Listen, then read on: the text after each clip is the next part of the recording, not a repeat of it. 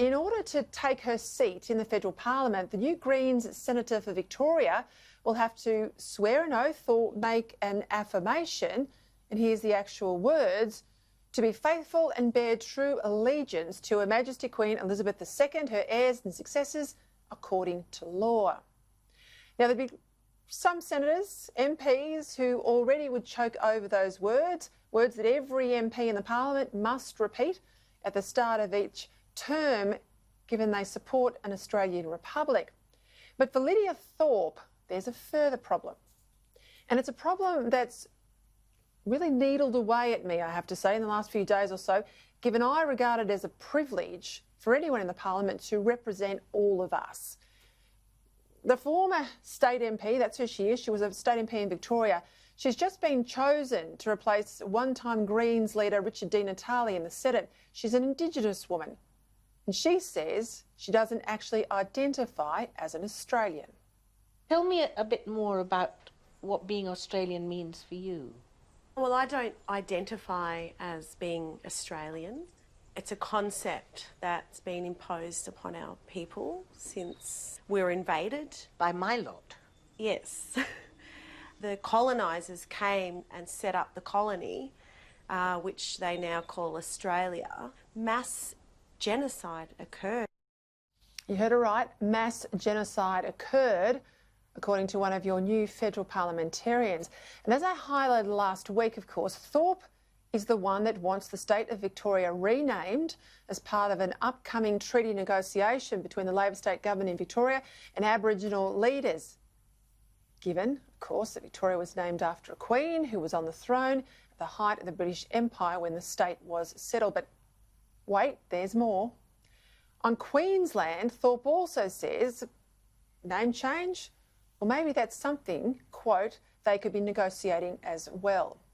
Apparently, after being told that she'd have to pledge loyalty to the Queen in order to take up her $200,000 a year position, plus staff, plus a car, plus flights, a whole lot more, Lydia Thorpe, well, she's now put her objections to one side, meaning she's now happy enough to swear loyalty to a woman she doesn't regard as legitimate, to a crown she doesn't respect, to sit in the parliament of a country she doesn't see herself as belonging to. I mean, really and truly, the other side of politics, they want to call themselves progressive. How about craven?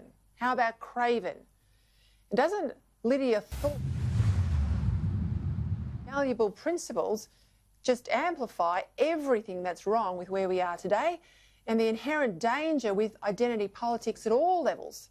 Instead of encouraging people to look at what they have in common, it insists that people focus on what's different. Instead of being an Australian from Victoria, let's say, who identifies as Indigenous and is a female, Thorpe apparently puts her Indigenous identity above all other things that are also true of her, and she wants that one feature to be the defining one.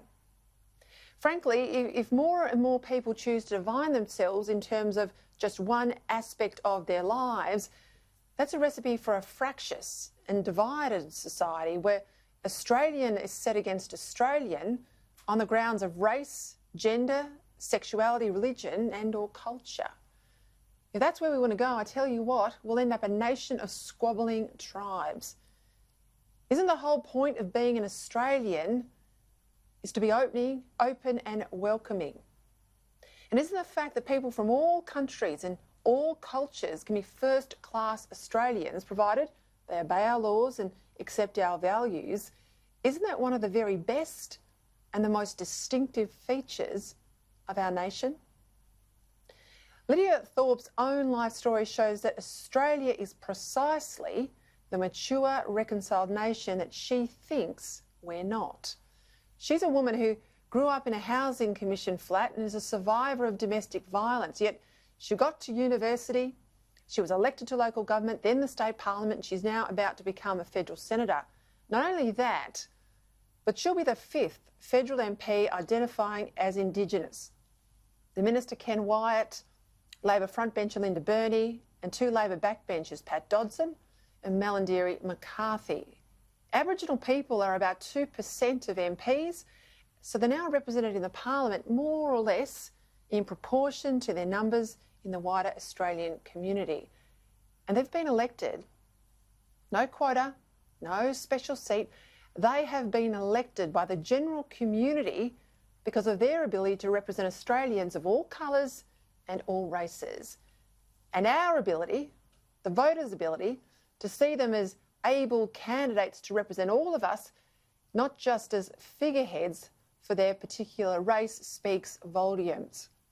And to me, the fact that we now have 5 Indigenous people in the Parliament, what a wonderful tribute to how far we've come as a nation, even if, and I acknowledge this, we still have a further way to go.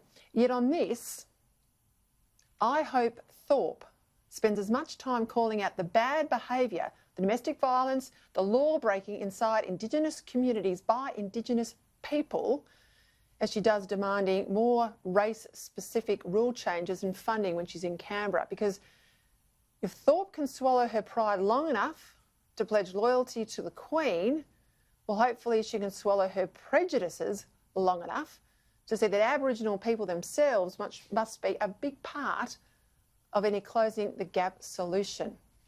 And I hope she also rethinks her comment about not identifying as Australian, because a country that can make you a senator is a country you should be very proud to identify with.